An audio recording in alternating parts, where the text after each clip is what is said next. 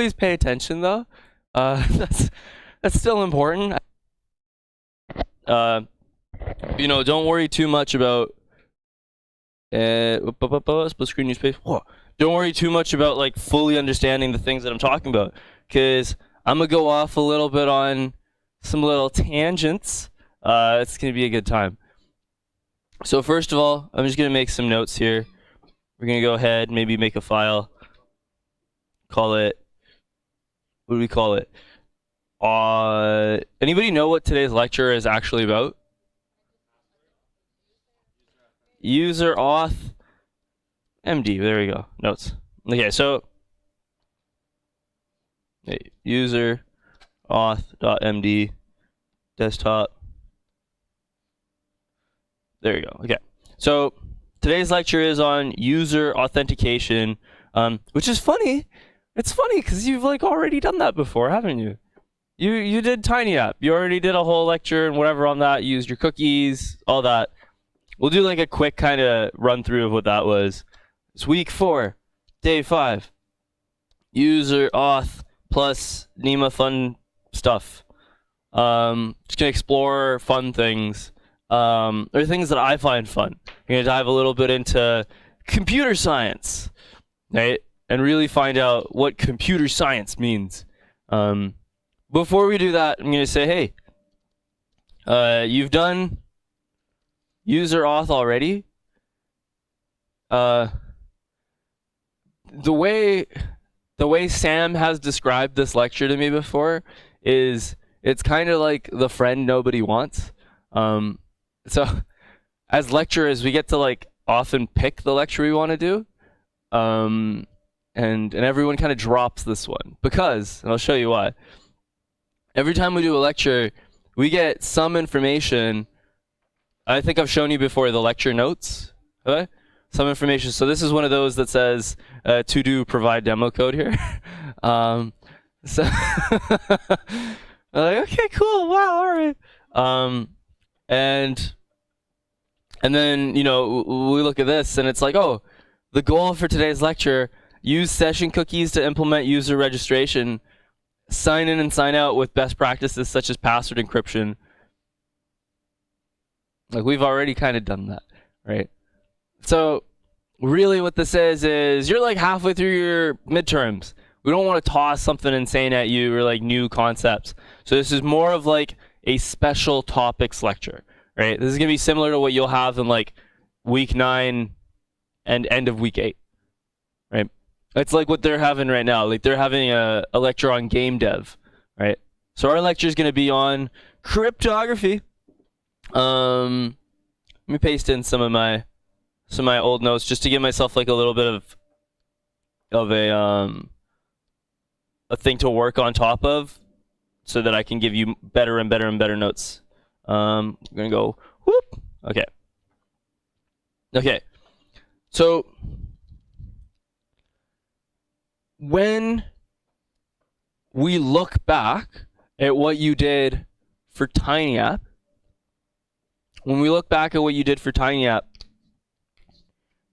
we had some kind of sign-in page, right? Some kind of registration page. And there was a flow that we had to go through to use TinyApp. If I tried to go to slash URLs and I hadn't logged in, what might I see? Would I see any URLs? No. Maybe I'd get like redirected to the sign-in page. Right? Same with like if I went to a particular URL like slash URLs slash some URL.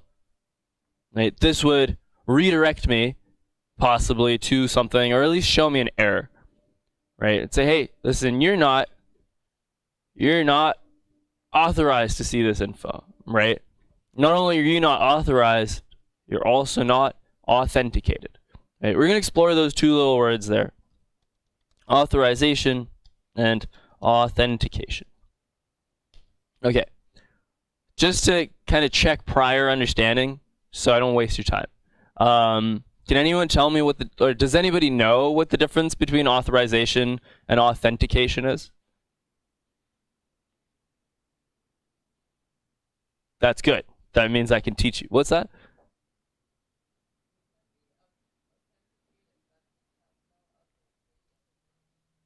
There we go. Right. So that's a good sentence. You can be authenticated, but not have authorization.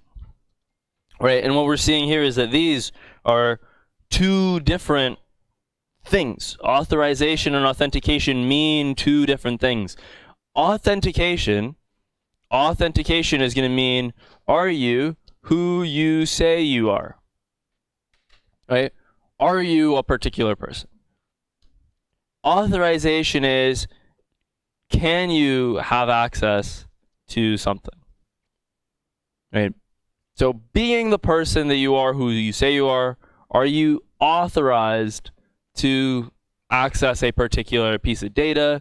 Are you authorized to see a page? Are you authorized to make changes to something? Are you authorized to delete people? Right? Authentication and authorization mean two different things.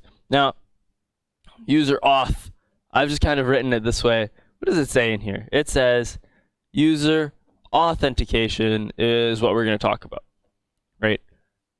Today, I'm going to focus mainly on the question of, are you who you say you are, right?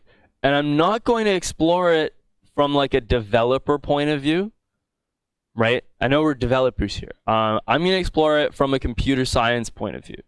Right? We're going to look at different strategies for verifying that somebody is who they say they are. And through that, we're also going to explore various strategies for sending secret messages. Right? That's what I'm going to spend most of my time on, is kind of digress away from authentication, right, and look more at secret cryptographic messages. So we're going to start off with a little bit of a demo. I have right here a post-it note, a note that you can post. Blank post-it note, no instructions, no messages on here. And I would like a volunteer. Does anybody want to be a volunteer? I need somebody to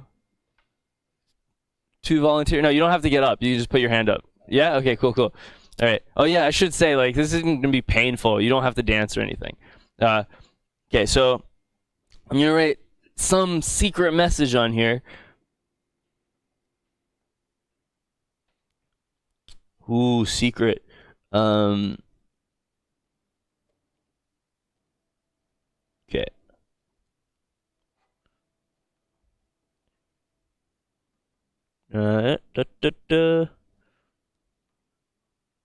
Okay. So I needed you to see that I'm writing out the message right now. This man and I have never had prior contact. Oh no, did you see what I wrote on it? God damn, yeah. Yeah. So this man, Brandon, Jim, all right, keep it secret, keep it safe. I mean, no, you could read it, just don't show it to anyone. Yeah. I'm gonna need you to peruse it real quickly. Internalize that information. Well, no, you still have the paper. Yeah. I just need it to become part of you. And that message will become clear in a second when I start asking y'all questions. Right? I'm gonna ask you a series of simple math questions. Right? I'm gonna have all of you except for Bill, Frank. I don't know you. I'm gonna have everyone except for Tom answer the questions, and we'll see what you say. Right? Okay. So first, here, simple test. All right, a simple math test. All right, y'all. What is 1 plus 1? What is 1 plus 1? Crew? 2. Is it 2? Maybe. What's 1 plus 1? It's to the answer. Yeah. Yeah. It is 5. All right. So it looks like you were wrong. 1 plus 1 is not 2. Get good. Right? What is 3 plus 3 plus, we'll do 3 plus 5. It's a tough one. No, alright, so we got 10, 17. You're just throwing out wild ones here. 17! No, okay, what is it? 9. Oh, you got this one wrong. The first one is 3. Okay, so the first one is 3. The second one is actually 9. Alright, okay, so let's just do like 2 more. What is 4 plus 1? Crew? Alright, I've heard 5, 4, 6, and 11. Right? What is 4 plus 1? It's 8. Wow, y'all hit everything except for the right answer. Alright, we'll do one last one just to humor you. What is 7? We'll throw a minus into here. 7 minus... we'll do 7 minus 7, eh? Easy. What's 7 minus 7? Come on, y'all. 2. Alright. 2. 7. Alright. Minus 3. Okay, we got some... This is random. This is math by committee is what this is, right? Math as a service. What is 7 minus 7? Huh? You have the answers there, man. Cool. There we go. 7 minus 7 is 1. Right? Easy. Easy. I don't know why y'all aren't getting this.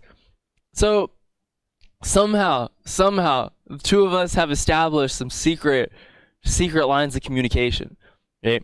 There wasn't a ton of conversation that happened beforehand, passed over a little piece of paper, and now y'all, even though you hear the question that I'm asking, are none the wiser to what's actually being communicated. Right? Tom and I are communicating secret numbers. I'm sending secret numbers to Tom. And he's able to understand me. Now, you know, what is that? Yeah.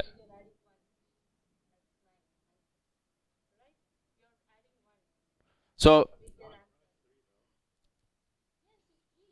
sometimes it's adding 1, but like this one here, 4 plus 1 was 8.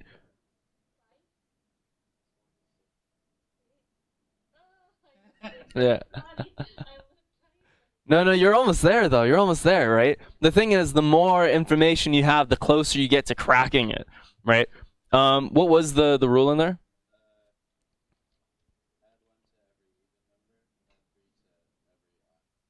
There we go, right? Add 1 to every even, add 3 to every odd. Tricky. Huh? Is 0? Oh, 0 is... Yeah, 0 is even, dude. Yeah, you got it. Yeah. Um, yeah. He accidentally added 1 to both of these, but it's no add like or yeah to the right. My bad. Yeah, it's supposed to be. I should write to the answer. The thing here though is that we've established some code, right? Some way where the information that I'm broadcasting publicly isn't actually the information that like has like semantic meaning inside of it, right? You need some way of unlocking that answer, which I'm going to start calling something like a key, right? Or an algorithm, right? Or a combination of a key and an algorithm, right? So the thing is, there was a transformation that I would have to put on the information that I wanted to send out. So when I wanted to send out the number 1, right? When I wanted to send out the number 1, I was technically sending out in public channels, I was sending out 0, right? Because I was saying 7 minus 7, and y'all would read that as 0. But what I really meant was 1. Right? So there's some transformation that I had to put on the information that I wanted to send out. And at the same time, when Tom received info, there was some transformation that he had to put on to uncover the information, right? And that transformation I'm going to call an algorithm. You say an algorithm is a transformation, right, that gets applied to data, right? Some transformation. And the thing was, our algorithm was something like add 1 to every odd, is that what it was? Every even, and then add 3 to every odd. The thing about this is we can see this as something along the lines of add x to every even, add y to every odd, right? It doesn't really matter what x and y is. This here on its own is enough of an algorithm to say, hey, given an x and a y, we have a unique algorithm, right? And then I might have an xy pair that was it 3 and 1? 1, 3? I got it backwards again. 1, 3, right? 1, 3. So the information that's needed to create this encoding system is built up of an agreement for an algorithm, okay? An agreement for an algorithm, and then an agreement for an XY pair in this case. Okay? Maybe my algorithm becomes more complicated. Right? I might add more rules to it with more variables. Right? Maybe I'd add more variables to it, and then my key just becomes longer. Right? But the important part here is that I have an algorithm and a set of parameters to it. So key is going to be some parameters that make the algorithm unique. And so even if I have some some public algorithm or some agreed upon complicated piece of math, right, which we're going to explore, if I choose the correct keys, right, and I keep those keys secret, and if I keep those keys secret, then I can communicate that to someone and continue to send secret messages. The thing is here, I might make other parts of this secret as well, like this x and y. I can make this x, y, p and q as well. So it's add something to every something, add something to every whatever, and I could put that into the key as well. Right? So that if all that's known publicly is add blank to every blank, and I share with Tom the information that it's going to be 1, 3, even, and odd, right? It's going to take some time for you, right, in the public channels to figure out what we're actually talking about. You might not be able to figure it out on the first message. You might not be able to figure it out on the second message. But as you saw, like, you were getting close to figuring it out, right? After you saw like 4 messages or so, right? So these kinds of things here, I'm going to call a cipher, the particular kind of algorithm that we've used to encode our information. I'm going to call it a cipher. Now, a cipher is a particular kind of algorithm, one that like shifts letters and numbers. So there's a cipher called rote 13, and rote 13 goes, hey, A, B, C, D, E, F, G, H, I, J, K, L, M, N, O, P, Q, R, S, T, U, V, W, X, Y, and what's the last letter? All right. Oh, yeah. Fist fight. So here you go. Here are all the letters of the alphabet, and I could start encoding information by taking every letter from a message and just rotating it 13 positions, right? The English alphabet has 26 letters, so it just tends to kind of work out that way, which is nice. Right? So if I write a message like, what up? This might get rote 13 to J, U, N, G, Jung. And then up is going to be H. And then C, Junghook, right? And nobody knows what this means. Then I could have more and more communication happen in this method, but given enough time, somebody might notice some patterns, right? Somebody might notice some patterns and say, hey, with enough text, and knowing the language that maybe the communication is happening in, right? Maybe knowing that, like, if it's Tom and I talking and our shared language is English, even if we've encoded information, right? Even if this thing has been ciphered, you can start pulling information from the English language, right, to inform the way that you decrypt what's going on. So you might say, hey, in the English language, E is the most common letter, right? E is the most commonly used letter in the English language. So if I build up enough of a body of secret messages, right, I can start looking at it from like a statistical kind of point of view and say, what is the most common letter that shows up, right? And I might find that, it didn't happen in the message that I made, but I might find that R shows up a lot. So I could go through and just replace every R with an E in a message. And then I'll go, hey, the second most common letter is A. And I go through and I replace the second most common letter with A, right? And I make my way backwards that way. And before you know it, you've got some kind of like Wheel of Fortune situation. You're like, can I buy a vowel? Like that whole thing. So these ciphered messages, right? These ciphered messages are safe for a little bit of time, right? But if we need more communication, then a simple cipher is not going to be good enough, right? In this case here, this cipher is called rote 13, but we could rename it to rote X and make X is a key. So the two of us can exchange some secret key, agree that we're going to use rote. We're going to use rote, and whoever reads our messages, for the first couple messages at least, won't know what's going on. Right? So these are ciphers. It's cool.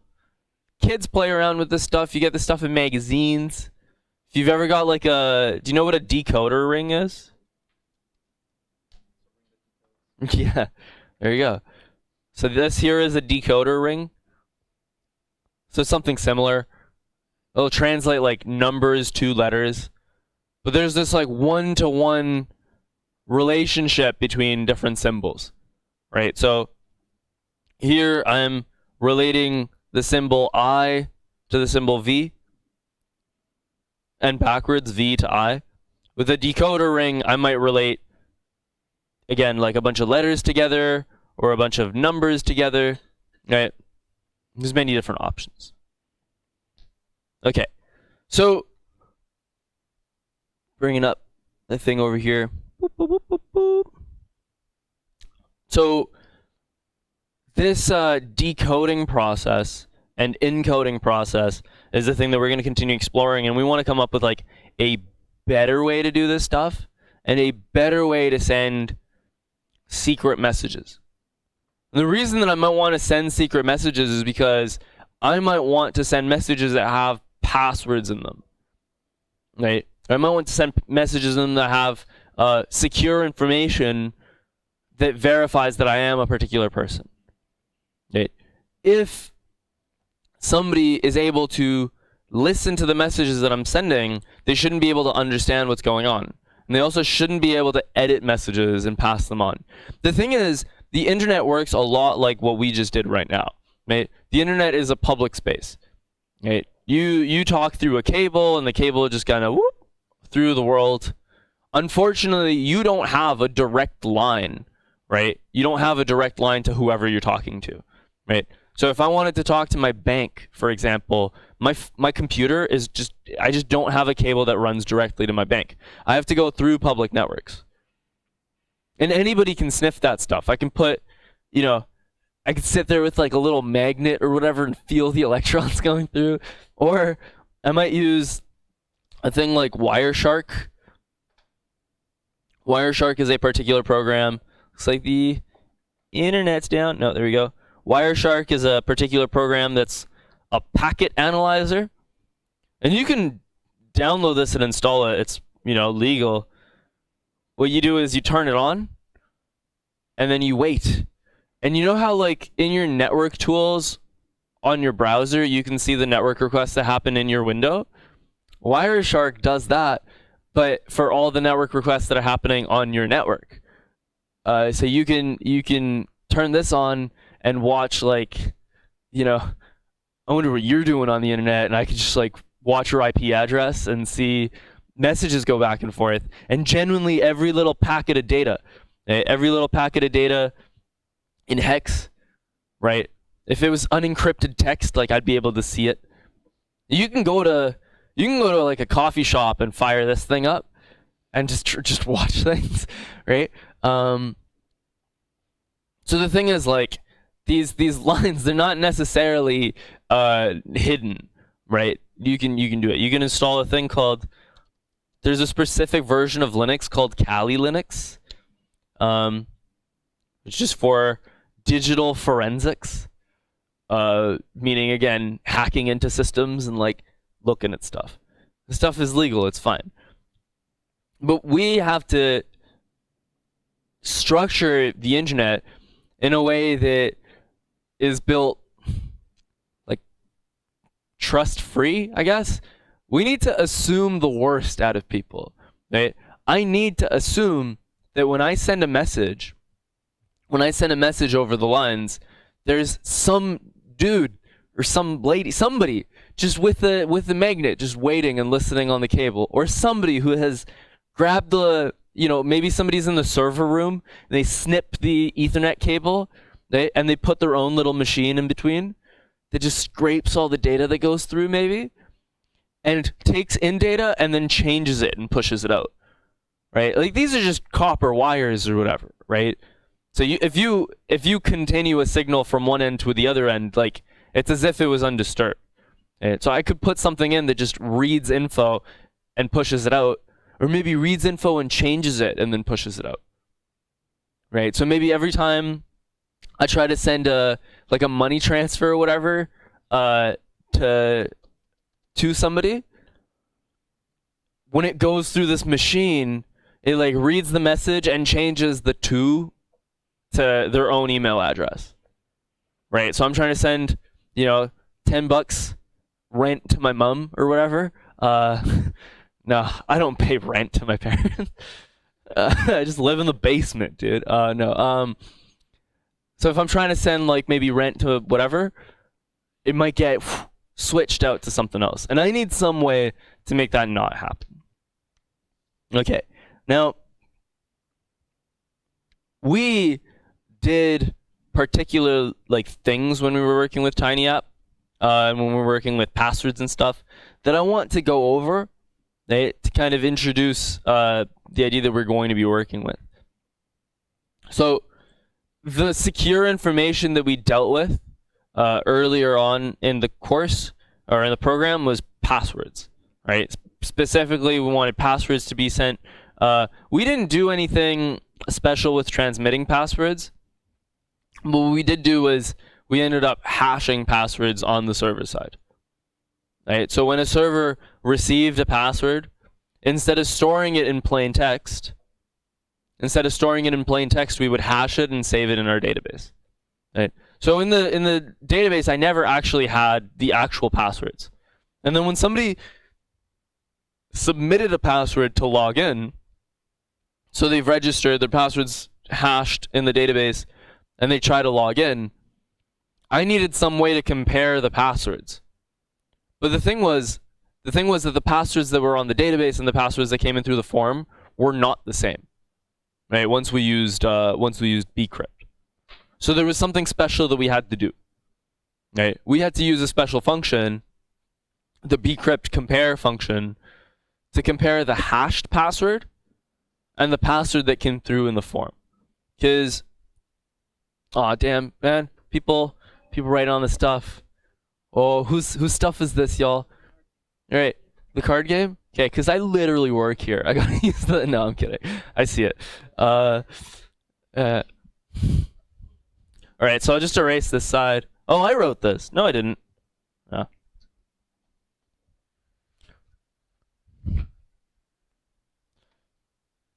You know what we should do? You know what we should do is, who needs a mural?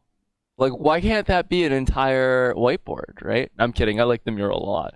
But we do need more whiteboards.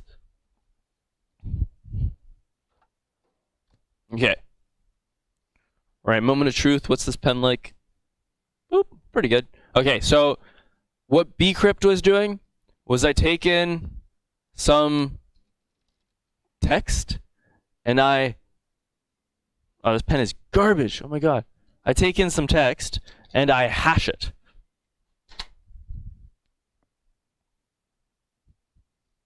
And I hash it. And the hash might be 7ZPQL. Maybe my password is Yeezy, right? Like just my typical password. I hash it and I get some random jumble of letters out. But did you see what happens when you run the hash function more than once? It always gives you some other different jumble of numbers.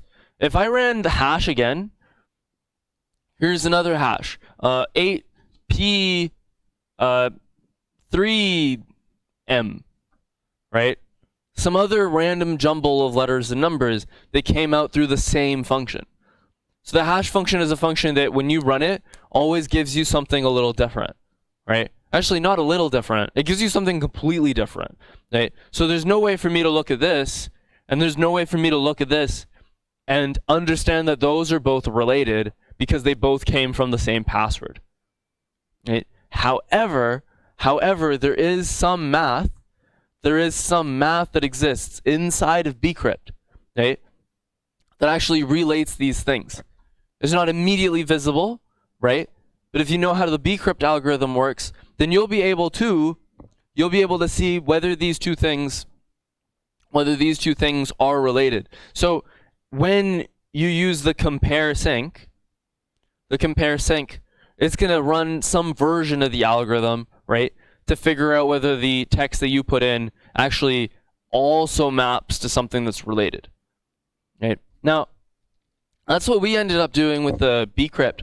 And then we ended up having some other layer of security on top of our applications. And that layer of security was the encrypted cookies. Right? The encrypted cookie stuff. So, with the encrypted cookies, there was a different kind of thing going on. Because with bcrypt, the thing is when you hash, you can go this way, but you can't go back this way. Right? That's the problem with bcrypt, is I can go forward and make a random jumble, but I'm unable to go backwards. Right? With the encrypted cookies, what we needed to do was write information, close it, send it off. Right? And then when it comes back, I needed to be able to reopen it up again.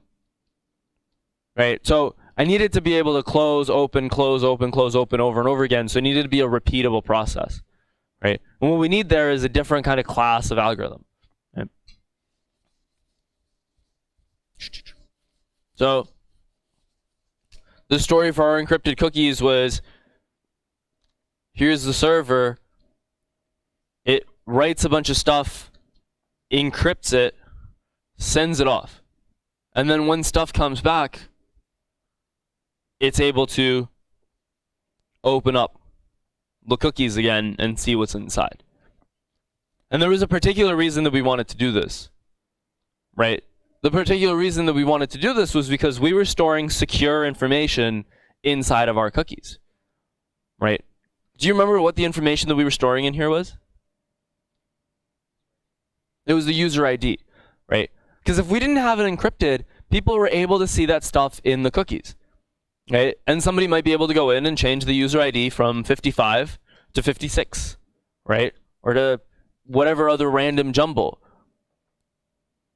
And then they'd be able to essentially be logged in as a particular person. When we've encrypted it, it takes those key value things, right? All those key value pairs, mashes them together and makes a jumble and sends them out over here so that whoever's on the front end, this is all they see. And anybody who listens in the middle, that's all they're going to see as well. Right? They're just going to see random stuff. And if somebody went through and tried to edit that information, right, they would not be successful. So here I'm going to go and log into Facebook just to kind of show you that. So I'm logged into Facebook. Mother's coming. That's cool. The Zolas. No. Boop. Okay. So I'm logged into Facebook. I'm able to. That's funny. Facebook tells you to stop. If someone told you go and copy paste something here, enable a feature, this is cool. So I guess this is stopping like people who don't know. Like that's actually pretty interesting. So I can go into the application. I can go into the cookies, and here are all the cookies. Haha! I have everything. And look, see user.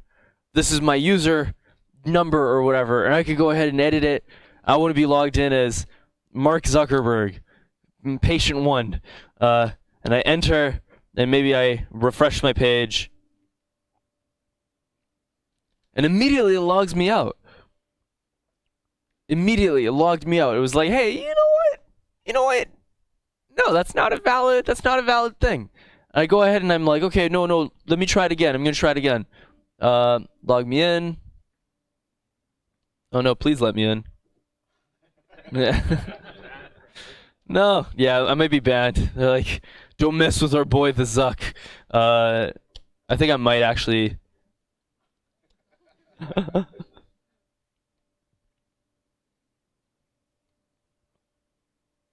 There we go. Okay, yeah. So I could. Nope. Oh, I thought it was like end game spoilers, and I would be really mad.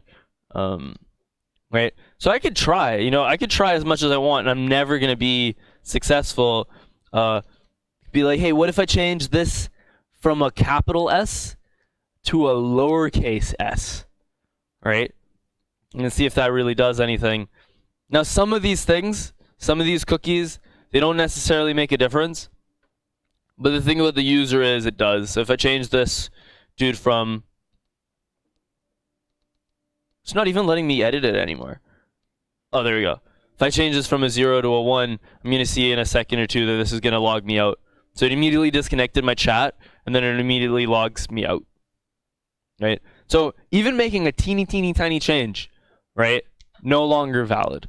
Right? Because there's information that Facebook is using, right, to correlate that number with other data. Okay, so that's cool enough. That's neat. Now, this was like I wanted to make like a brief kind of digression into encryption for these cookies, and we're gonna explore this a little bit more. But the difference between this and what happened earlier was that the communication is really only happening between the server and like itself. Right? So earlier between Tom and I'd encrypted information and sent it so that Tom could understand. But here the server, or in your Tiny app, is encrypting info so that it sends it out, no one sees it, and then it sends it back. Right? I would like to have this process. I'd like to have this process work between two people. Right? So that I can nicely encrypt stuff in a really secure way, send it out, and have the other person open it up. Right?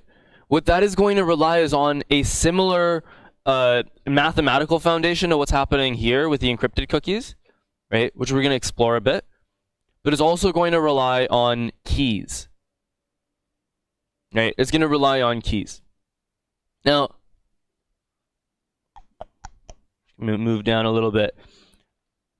What time is it here? 9:47. Okay, we're going to do this. I'm going to be working forward to get to a point where we have like a robust algorithm for encrypting stuff that anybody can know about, right? Something that's public, that just depends on keys that need to be secretly exchanged. So, assuming that we have this amazing algorithm, let's just assume that we have an amazing algorithm that works perfectly as long as two people have agreed on keys. I need to figure out that problem of exchanging those keys in the first place. And this is something that happens to you all the time. When you're using Facebook, like say I go log in right now, and I go log in and I write my password in here, ideally, ideally that password is not visible through something like Wireshark, right? Ideally that password is not visible to someone who's got like a magnet on the wire. Right? Somehow I need to encrypt that password before it even reaches the server, before it even leaves my machine. You are not doing this with TinyApp. Right? And then ideally on the other end, the server that's receiving the password should be able to open it up. This happens when you register, right? When you register, I need to be able to like send my stuff over. And that continuous communication needs to be encrypted, right? If we think of a higher stakes thing like Facebook, let's think of like the bank. Every single bit of information that passes between me and my bank, right, through like an online interface needs to be encrypted. But no one ever met you to give you your secret encryption key, right? No one ever, like, if I go here and create a new account for Facebook and I go, oh, my name is Bill Billiamson, email is bill@billiamson.com. Let me just copy and paste that. My password is the Billmeister, born in 1994, and then sign up. All right. Okay, well, for some reason, I think I broke Facebook.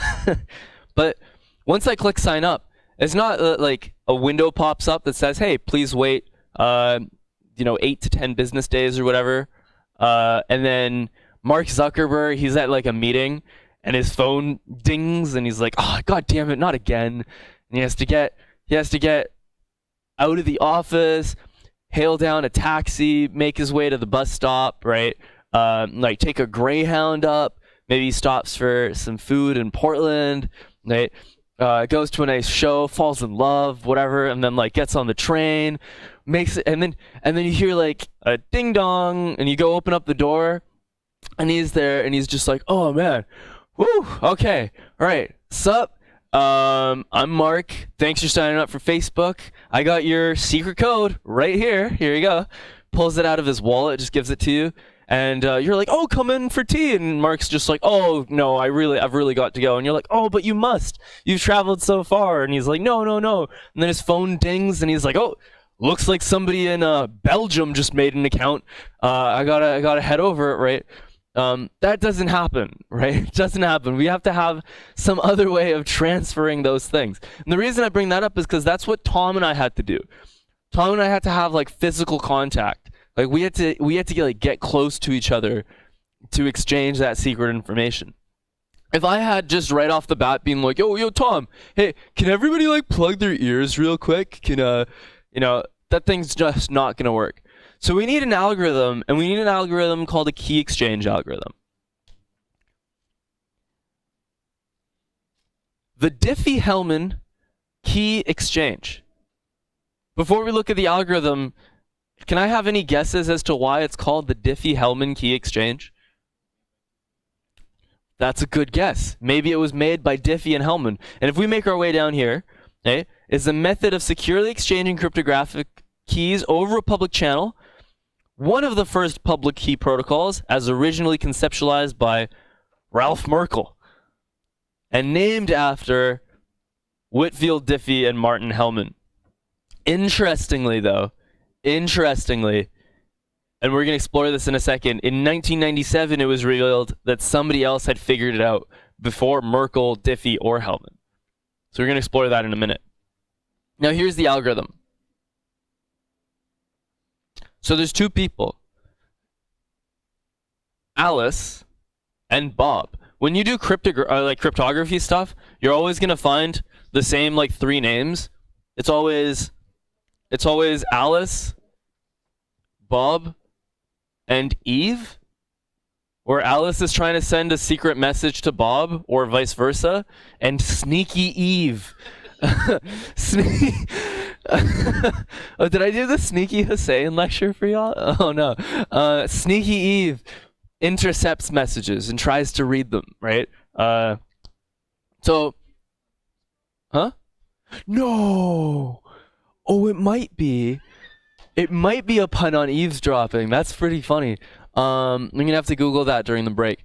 So Alice and Bob need to exchange secret information, right? They maybe have agreed on an algorithm or whatever. We're gonna explore that. But the key exchange needs to happen in a way where they don't physically meet. Right? So they need to broadcast this stuff over public channels. Here's what they do. Alice and Bob publicly agree on a common paint color. Right? This example is done with paint, but we're going to talk about numbers as we move forward. They commonly agree on a paint color, right? So out loud, like in a big room, I'm like, yo, how about red? And Alice, like, oh, sorry, I'm Alice. Yo, how about red? And Bob over there is like, I love red. And it's okay that everybody's heard that. Right? Here they've agreed on yellow. Then they each secretly come up with a secret color. So in this case here, Alice comes up with orange and Bob comes up with this blue. Right? And these colors, they don't tell other people.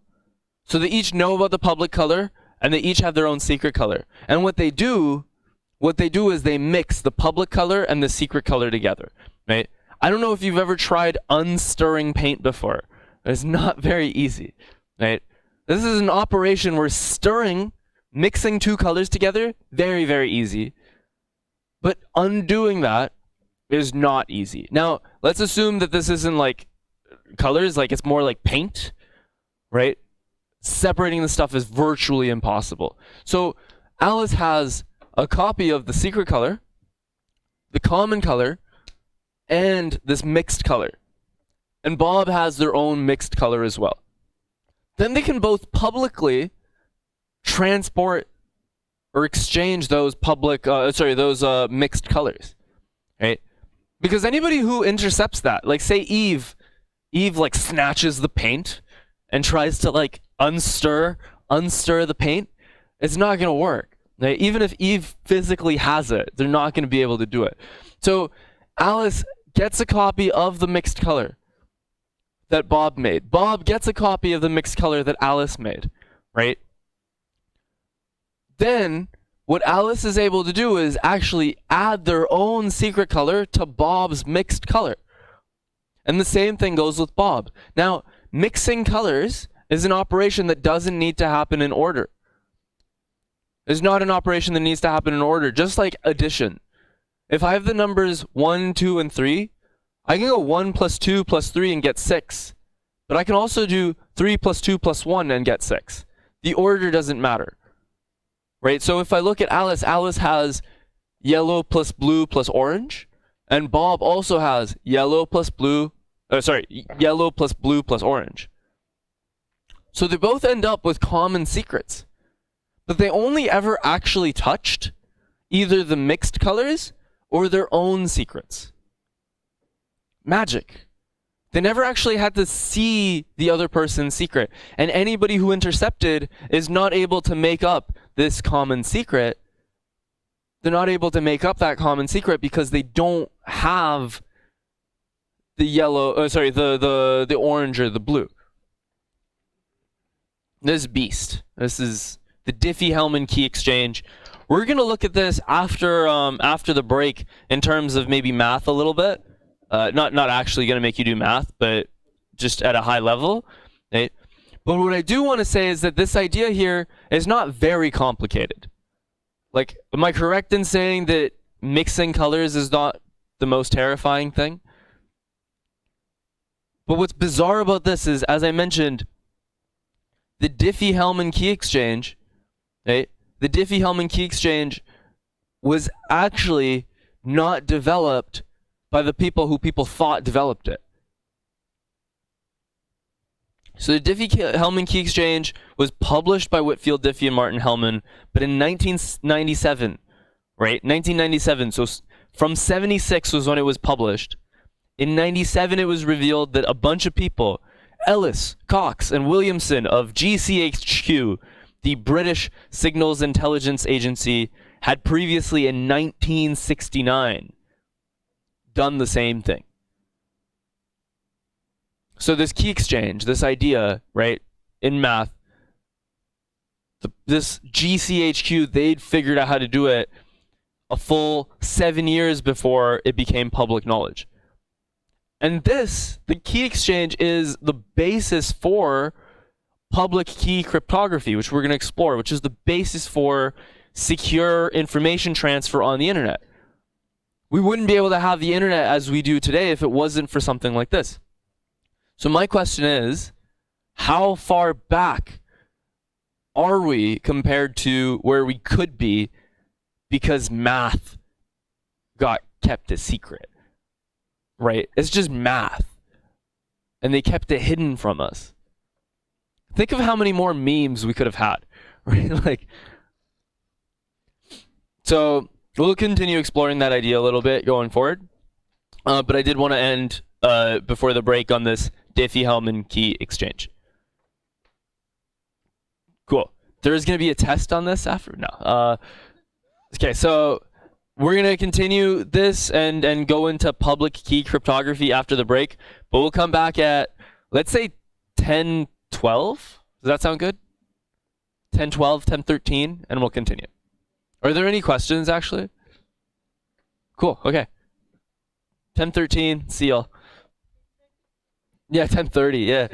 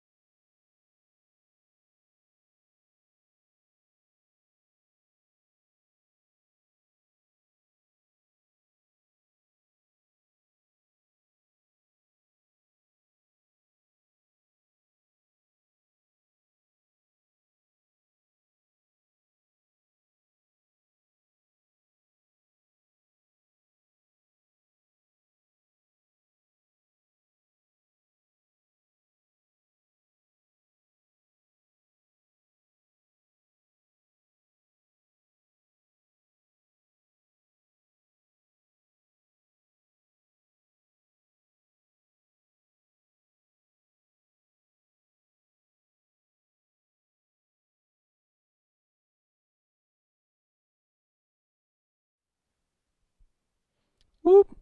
Okay. What's up? So we're gonna do the second half here. This isn't gonna be super long. As I said, it's like a special topics lecture, and I know you're all antsy to get to work on your midterms. First of all, how are midterms going, by the way?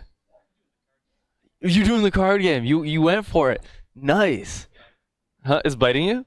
Yeah, it bucks. It bucks pretty hard. Are any of y'all Rick and Morty fans? When people do the card game, it's kind of like let's see, Teenyverse, like this, where it's wait, let's see. I just got to get the audio in here. No, they're just a couple of crazy, wacky scientists, you know? So he made a universe, and that guy is from that universe, and that guy made a universe, and that's the universe where I was born. Wait. Yeah, science. There we go. I feel like what Morty's saying right now whenever people do the card game.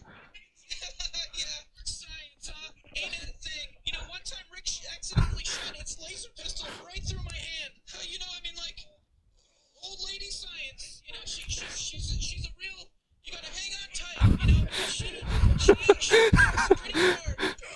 So yeah. Anywho, Rick and Morty. We're gonna continue talking about security. What we kind of ended off talking about here was the Diffie-Hellman key exchange. People exchanging keys for the purpose of being able to use those keys as part of some kind of algorithm. Right. So going way up here, we had the idea that we have an algorithm, we have a key, right? Maybe a set of keys, and that's what establishes that secure communication. Now that we have these secret keys, we want an algorithm that is particularly robust and strong in terms of being able to send messages that are not understandable by somebody who sees that stuff in a public place. So what we're talking about here is public key protocols, or public key cryptography. Right? Now, this is a little bit like it's gonna feel a little bit disconnected from what I just did with the key exchange, but just bear with me for a little bit. If I have Alice, so here's Alice, and here's Bob, and here's Sneaky Eve. Right? Alice and Bob and Eve. I'm going to say that there's like two different problems for me right now. The first one is that say I'm Alice, I want to send Bob a secret message. Like, I want to send Bob a secret message. I also want Bob to be able to send messages back to me. And I don't want anybody to be able to read them, but I also don't want anybody to be able to tamper with them. Right? So let me erase one of these arrows. I'm going to put myself right now in Alice's shoes. Like, I am Alice. I am Alice. I'm going to say one thing. I want Bob to be able to send secret messages to me. We'll work our way up to solving the other problem. I want Bob to be able to send secret messages to me. And I also want a way so that when I send, so I'm going to say secret here. When I send messages to Bob, the messages that I send are verified. Meaning Bob knows that that message came from me. Right, so these are two different problems, but we're going to find an algorithm that actually solves both of these things. Right? Again, I'm not going to dive into the math of it. Right? I'm just going to explain at a high level what this thing is. So, secret receival of information and verified sending. And what I mean by verified sending is that if I send and Eve intercepts and Eve messes around with the message and puts it back in, Bob's going to be able to tell because Eve's dirty paw prints and whatever are going to be all over that message. Right, so secret receival and verified sending. Now, we have an algorithm called, or rather, I'm going to call this a crypto system called RSA.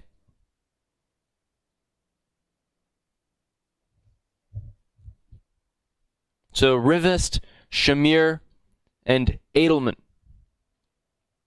This is an algorithm that depends on a key that is public and a key that is private.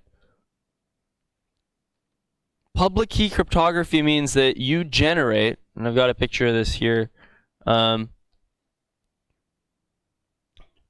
you generate two related keys. Two related keys. One of them you're going to tell everybody about, and the other one you're going to keep secret. Okay? And this is similar to that thing that we were doing in the Diffie-Hellman key exchange. One of them I'm going to tell everybody about, and the other one I'm going to keep secret. The way that I'll generate these keys is I'll run some program. You actually have a program locally on your machine, SSH keygen.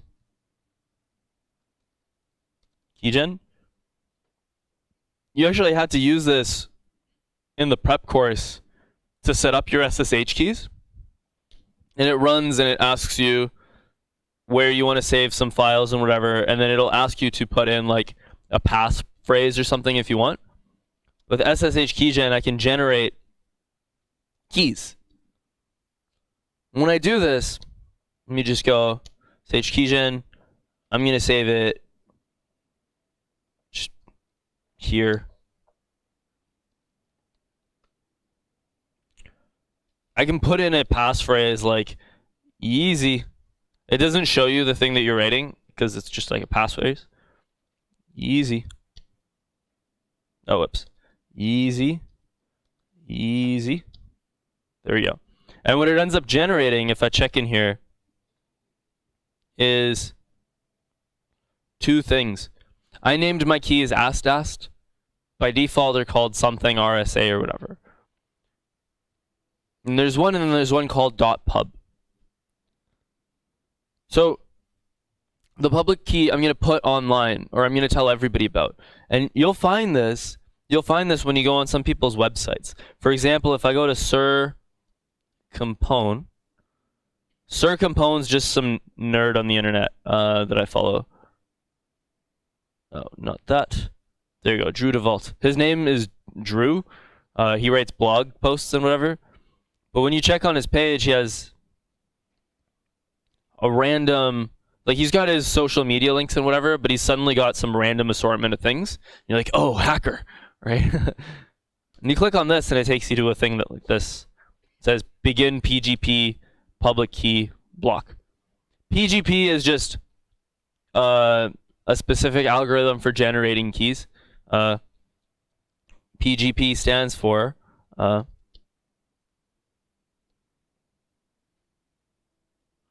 pretty good privacy. PGP, pretty good privacy. So he's put all this information on here, just these random or seemingly random letters and numbers in a block that go begin and end. Now the thing that I'll be able to use this for is to package up my messages and send them to him. So RSA does two things. RSA says Alice makes a public and a private key. A public and a private key. Now, the public key, it's going to broadcast it. It's going to tell everyone, hey, here's my public. The important thing, though, is that the public key and the private key were generated by the same program. They're actually related to each other. It's just kind of impossible to see easily. They are related to each other. If somebody has the public key, they're not able to figure out what the private key is. Right? That's important. Right? So there's some heavy math lifting going on. They're not able to actually figure out what's going on here. What Alice can do is, Alice makes that public key visible, and Bob wants to send Alice a secret message. So what Bob does is, Bob takes the public key and using the RSA crypto system, Bob is able to encrypt a message. So I'm writing this as E bracket X, where E is going to mean encrypt, X is going to be the message. So Bob is able to encrypt a message using the RSA algorithm that they can find online, or they can npm install RSA or whatever. Like, it's just a program. They're able to encrypt using the message and the public key. When you encrypt a message, the RSA crypto system using somebody's public key, the only way to open that message up is using the private key. Bob doesn't even know the private key. So once Bob's closed up a message, even Bob can't open it up, because the private key is over in Alice's side. So Bob can send this message now through public channels. Right? Bob is able to send this message through public channels. And even if Eve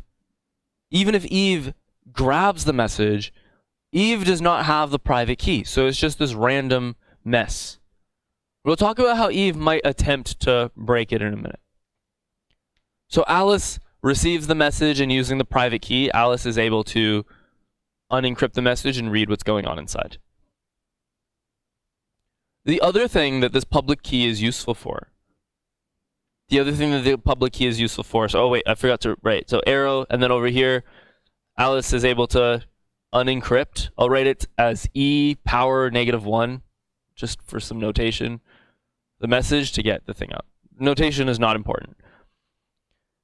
The other thing that the public key is useful for is if Alice wants to send a message out to somebody. So Alice wants to send a message to Bob. And Bob needs to verify that Alice is the one who sent it. On Twitter, this is pretty simple. If I go on Twitter and I check a particular person, not Alex Biddle, what are we going to do here? If I follow, there you go, BetaKit. BetaKit has a little check mark, a little verified sign, right? And we want some like algorithmic way of doing this.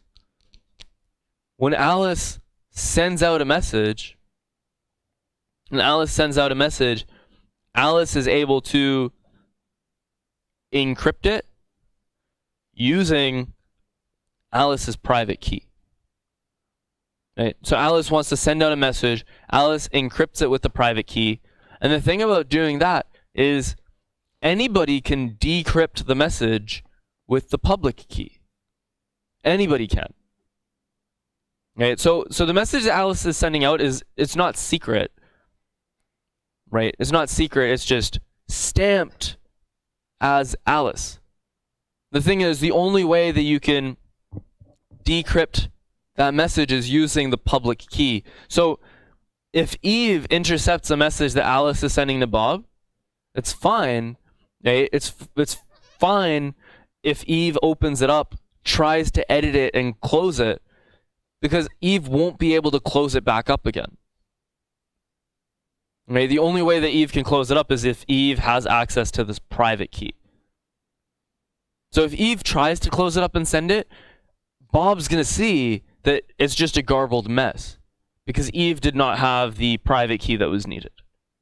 Okay. So the RSA algorithm serves these two purposes. If one person makes a public and private key pair and publishes public key, anybody can send secret messages. So if I wanted to send a secret message to Drew DeVault, I could use this key. And if I wanted to verify that a particular Twitter post was made by Drew DeVault, or verify that a particular email was actually sent by Drew DeVault, right? Drew could use their private key to encrypt the thing so that I can verify that they're the ones who wrote it.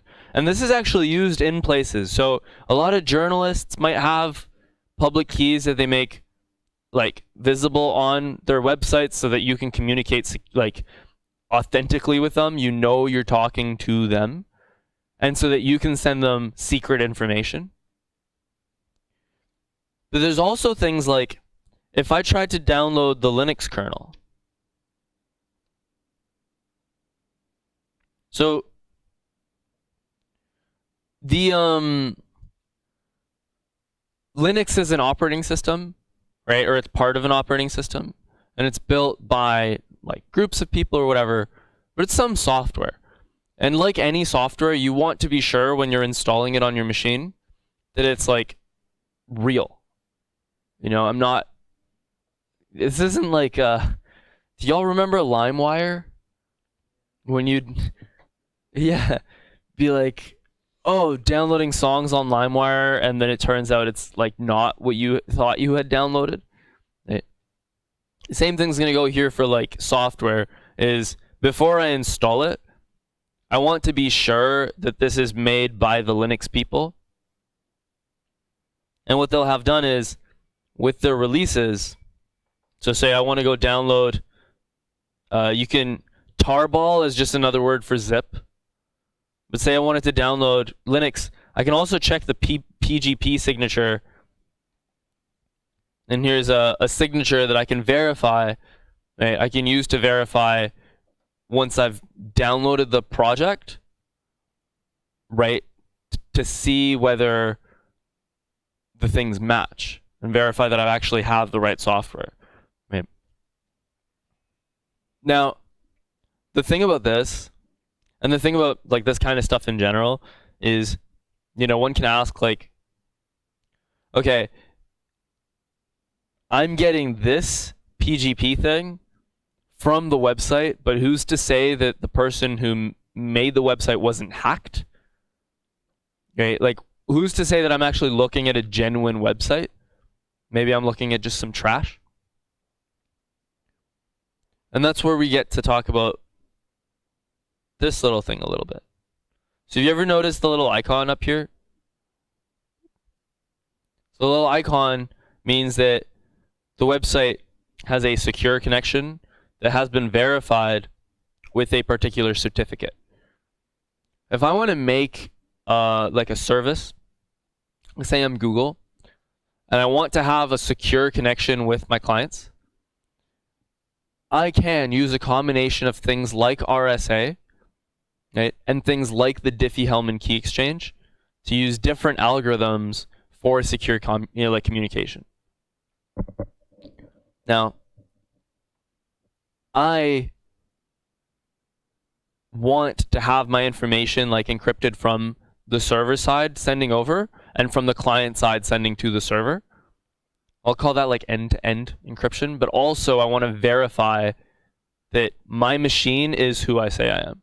So I'm going to contact a particular authority, right? I'm going to contact basically a group of people, right? There's like companies or like organizations that make it their business to verify websites. To like verify that the person running this website is the person that they say they are. Right? So there's like certificate authorities. And if I want to check, I can see that the, let me just do that again real quick, sorry.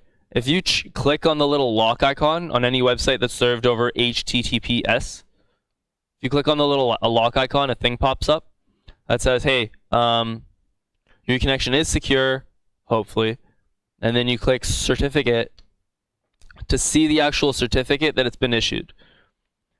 So here I can see that for the kernel.org website, there was a certificate issued by Gandhi Standard SSL. Some organization that actually talked to the people who are hosting the website, right, and has verified that this is who they are.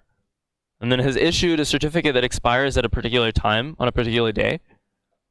so that if this person wants to continue with like verified communication, they need to get a new certificate issued. Right? You can do this. You can go to things like Let's Encrypt. And Let's Encrypt gives you free certificates. You fill out a form, right? You do that.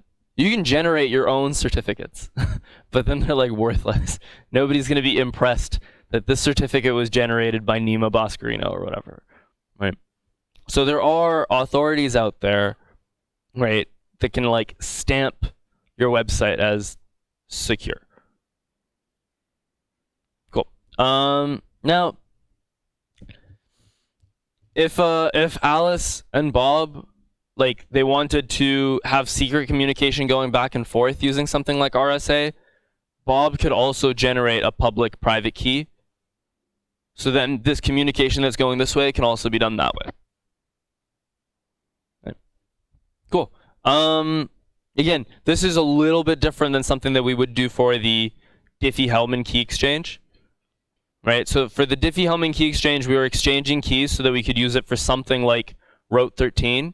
Or there's other classes of algorithms like one-time pass.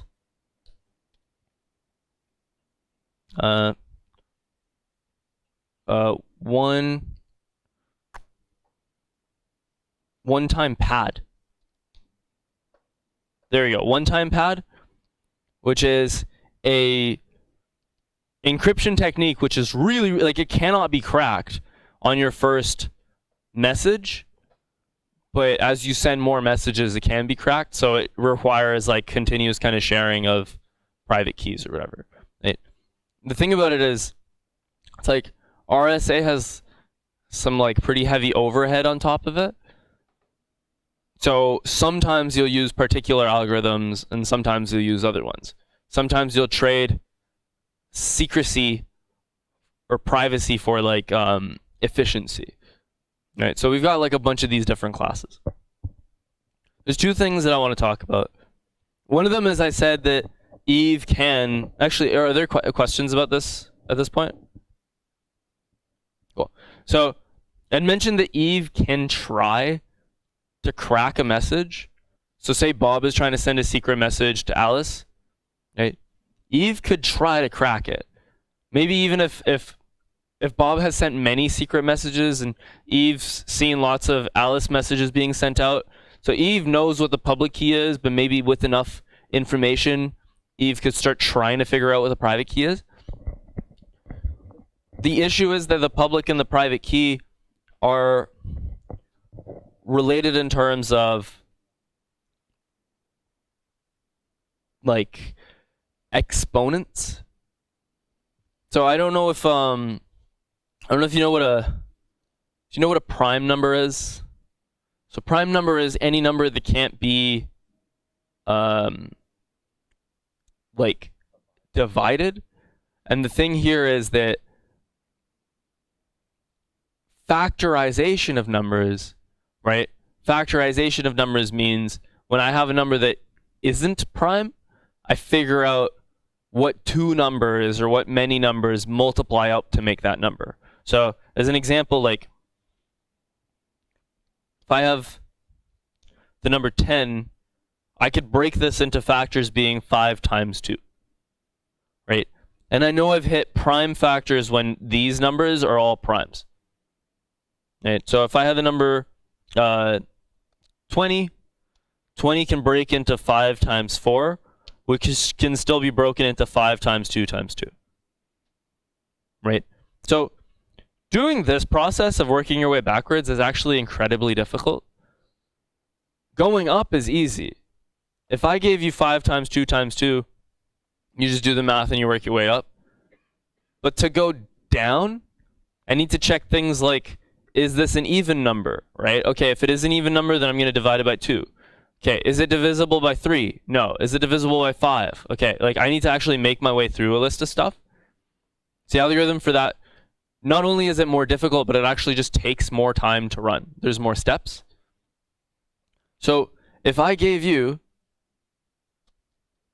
this,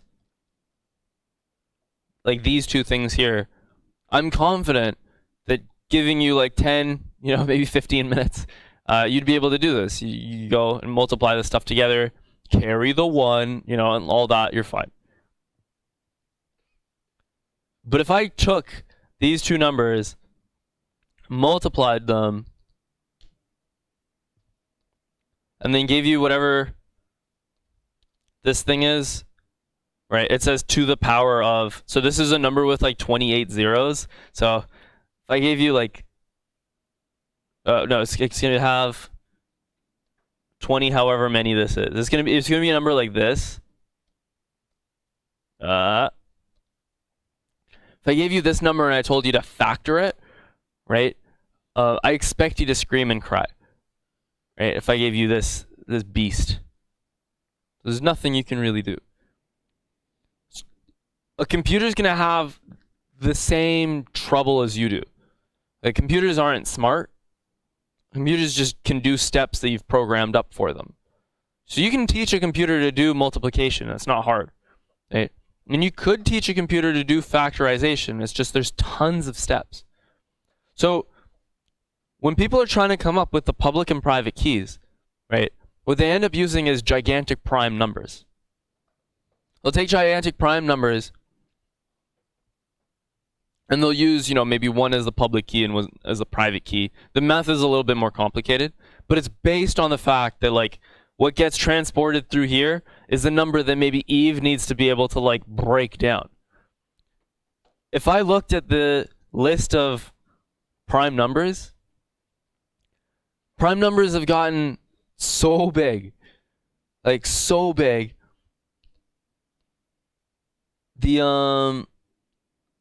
Let's see. We're going to do number...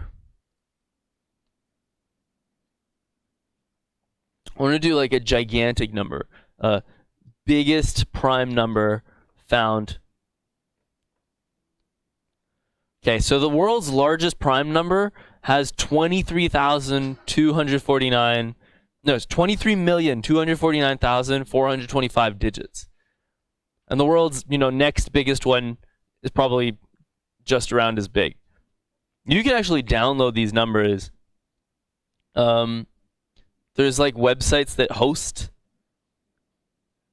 the prime numbers. SETI at home. There you go.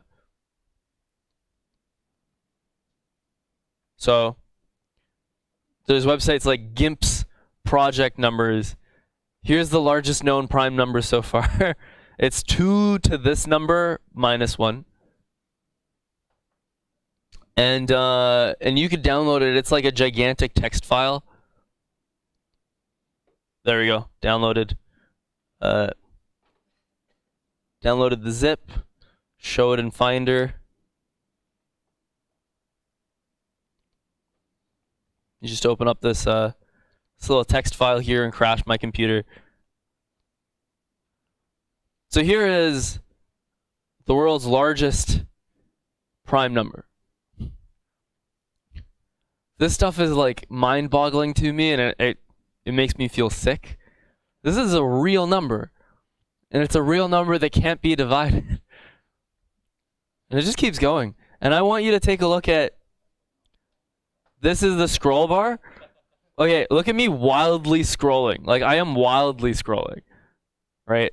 And it is...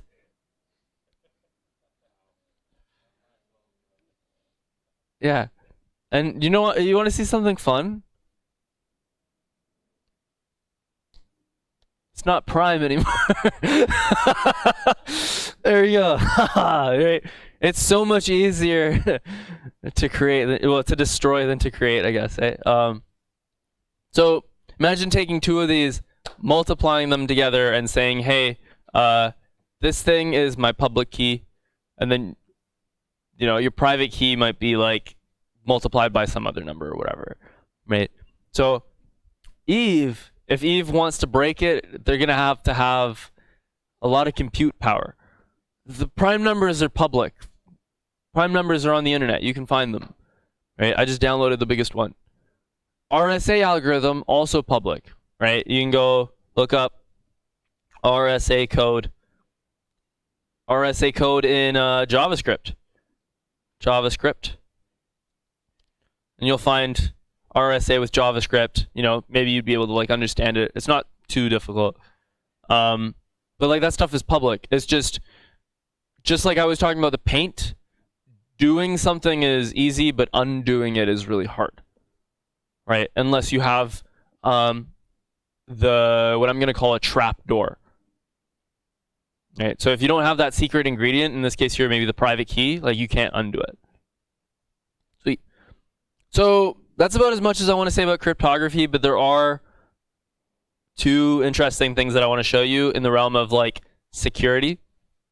One is that I was talking about like secret lines of communication. So sometimes you have so much data that it doesn't even make sense to put it through the internet. Like, the internet is still pretty slow. The fastest method of transferring information is still in person. You load stuff up on a hard drive, get in a car, you know, and like, if I need to get like a bunch of information from here to there, I could just pick it up and walk instead of like putting it up on the internet and like, did it download yet for you? Like, so Amazon kind of noticed that, and they made this thing called Amazon Snowball, and it's genuinely just like a bunch of hard drives or whatever that they come to your office with, and say you're trying to transfer stuff from your office to another office from your data center, or maybe you want to take your stuff from your data center and put it up on Amazon cloud services like AWS. The people from Amazon will just show up at your house, or not your house, your office, with you know, their machines. They hook them up to your servers, right? And then, you know, they upload it and then they bring it away, right? Now, 2 years ago, or I guess 3 years ago now, they had a conference where they were talking about how like Amazon Snowball, that's what they called it, Snowball, is cool and all, but for huge sets of data, it's still not practical, especially for companies that have exabytes of data. Exabytes are like, there's gigabyte, terabyte, and then you work your way up a little bit, and then there's exabyte. So what they ended up doing is at their conference, they announced their new product or their new service. Oh, we thought about that. That was a tricky one. And Wait. Okay, wait. is there something you can do that allow us to move exabytes of data so we can leverage the cloud as well? This was their solution. We thought about that. That was a tricky one. And the first thing that came to mind was we're going to need a bigger box.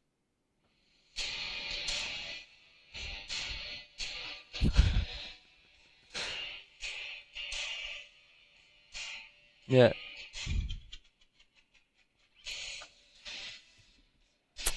Just nerds, man, you know. And it keeps going. There's like a guitar solo. It's a little much. But I like all the people like just freaking out. Honestly, it's a bit much, but I still think it's the stupidest idea. They're like, oh, well, you know, it's just bigger. It's on wheels. So they fill up this truck with hard drives and ship it off to your thing. There's a funny, they've called it Amazon Snowmobile, and the slides for it are pretty funny. It's a 45-foot long rugged container and truck. Connect to your data center with fiber cable, fill her up, and then transport data to AWS. Cool. I would have loved to be at that meeting. Like, why don't we just rent a U-Haul, guys? Like, we could forget a 16-wheeler. Why not? But what I love about this is we're heading towards a world that looks a lot like Fury Road. I don't know if y'all have seen Mad Max, but like this is what I'm imagining for like AWS. Like, we gotta get the memes across town. We gotta, we got a cargo load of memes. We gotta, making their way across the U.S. With like people hopping on top, trying to steal data and whatever. So sometimes you still do have to like physically transport data, and even that needs to be secure somehow. Yeah. So this is the world we're kind of heading towards, but with memes. It's great. Okay, is this the? Then he shoots out the thing. So there was that, and then the other thing that I wanted to show you is that I think there's this idea of like hacking that looks very much like a person in a hat in a dark, or like a hoodie in a dark room. That whole Matrix situation, but it doesn't always have to look like that. Even if you put like a ton of crazy digital locks, right? Even physical locks on stuff, right? People are gonna find some way to get around it using social engineering. Social engineering is exploiting like human kindness and human behavior to get the information that you want. So for example, we're pals now, and I'm like, hey, what's your favorite social security number? Let's see. Wham, social engineered. So this particular video is actually kind of terrifying. So I invited a few of the world's best hackers to try to hack me. And it's not very loud, but there's like subtitles.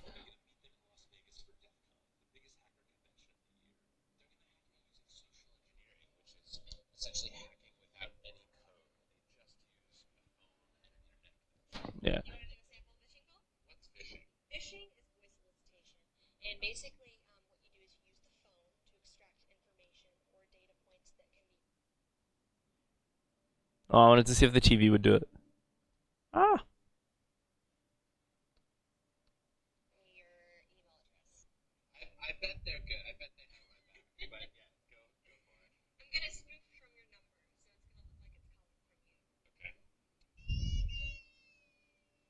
Okay. Hi, I'm so sorry.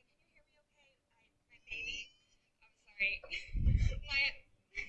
my husband's like, we're about to apply for a loan, and we just had a baby, and he's like, get this done by today, so I'm so sorry. I can't call you back. I'm trying to log into our account for uses information, and I can't remember what email address we used to log the account. Baby's crying, and can you help me? Awesome. In just 30 seconds, Gmail.com? Jessica gets access to my personal email address. Now, if I needed to add our older daughter on our account so she could call in and make changes, how would I need to go about doing this? You would have to send me a secure PIN through a text message? Yeah. Well, the thing is, I don't think I'll be able to receive a text message with my mobile phone. Oh, I'm not on there either? So I thought when we got married, he added this thing. Jess uses my girlfriend's name in social security number 5127. to set up her own personal access to my account. Okay, I'm sorry. So there's no password on my account right now. Can I set that up?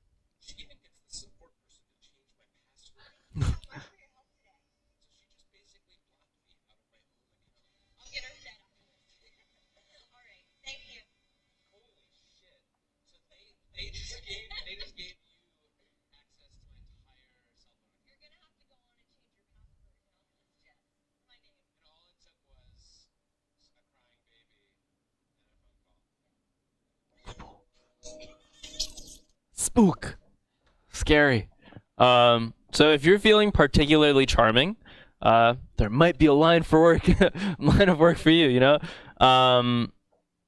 Yeah, so social engineering is a big thing.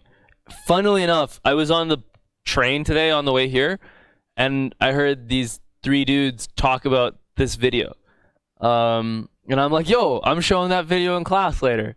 So just weird serendipitous moment. Strange. Is that Seth Rogen? Oh, it's the interview. Yeah. Ted. Yeah, there you go. Ted Cruz.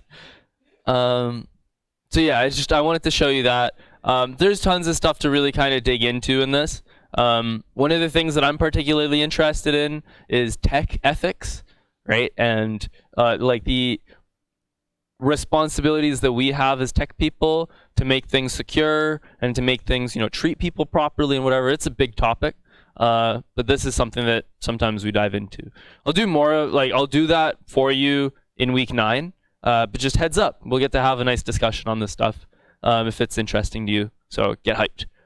Are there questions or stuff? Cool. Do you enjoy this kind of thing? Now, if you're if you're interested in this side of stuff with the math and whatever, that's what computer science is.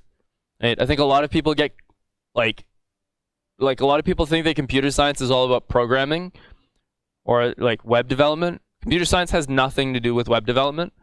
Computer science is like the math behind how like maybe secure information works or how data gets stored on a machine or how your computer works. That's what that is. So if you're looking at actually learning more about computer science, right, feel free to come talk to me.